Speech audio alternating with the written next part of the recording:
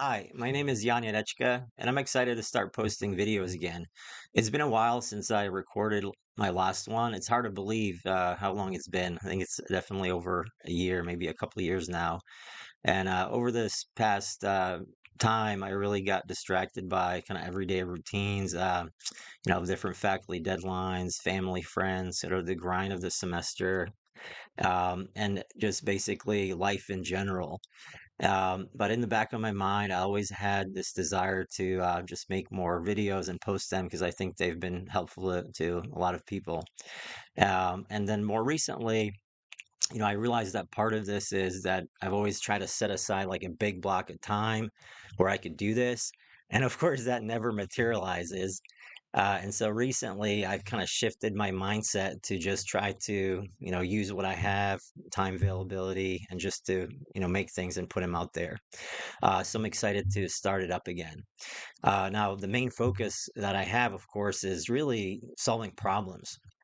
And so I like to talk about, things that I've come across, challenges, how I figured them out, and what I've learned from them and how I solved them. And so I hope this is helpful. Of course, most of my content focuses on genetic software, bioinformatics, how to use them, and how you can overcome sort of like the basic pitfalls. But then more recently, I also want to kind of expand it to some of the research directions that I've had recently in my lab. So, for example, landscape genetics, whole genome sequencing analysis, as well as trying to integrate machine learning to address some of these more complex questions we have in genetics and genomics, and kind of best way to do that. In addition, one of the challenges I had over the years is, because I basically, work on a project and have to, change directions, come back to it 6 months later. It's really hard to, find where you've been.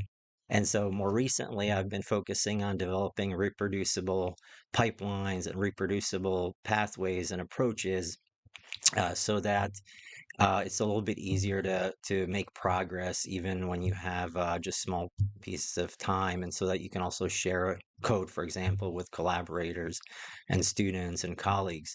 And so I started using things like version control in R, and of course Jupyter notebooks and so forth. So I'm going to try to share some of that as well. Uh, Lastly, I also just very curious, and I get distracted easily by kind of like cool things and ideas that I come across. And so, for example, I was thinking to myself, I wonder if I could make music out of DNA sequence. And I was actually able to do it.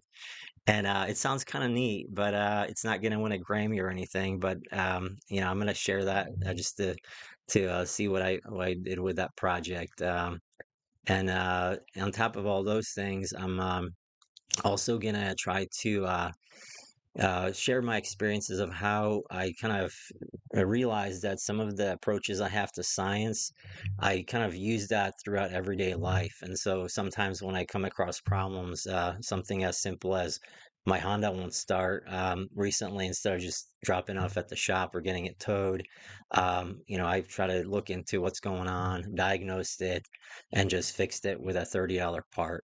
And it was much easier than I thought it would be. And so again, I really am excited to share some of these things and become a little bit more active and show you how I've solved some of these problems. And I hope that you find it to be useful and helpful. Thank you.